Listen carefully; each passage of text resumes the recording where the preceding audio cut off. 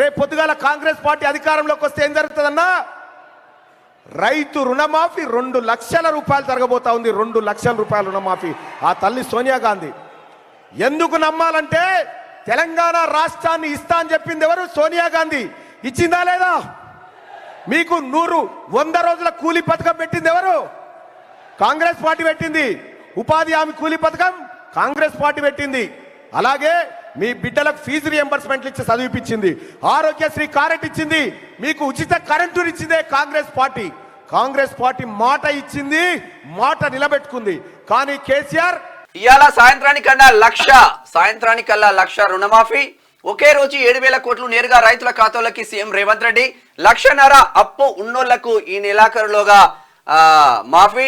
2 లక్షలు ఉన్నోళ్లకు ఆగస్టు 15లోగా అమలు. 3 విడతల్లో దాదాపు 31,000 కోట్లు. నేటి నుంచి 3 రోజులు ఊరూర సంబరాలు. 20 ఏండ్లు గొప్పగా చెప్పుకునేలా రుణమాఫీ. ఆర్థిక నిపుణులు కష్టమని చెప్పినా అమలు చేస్తున్నాం. రాహుల్ గాంధీ ఇచ్చిన మాటకు కట్టుబడి ముందుకు. రైతులను రుణ విముక్తులను చేయడమే లక్ష్యమని రేవంత్ రెడ్డి చెప్తా ఉన్నారు.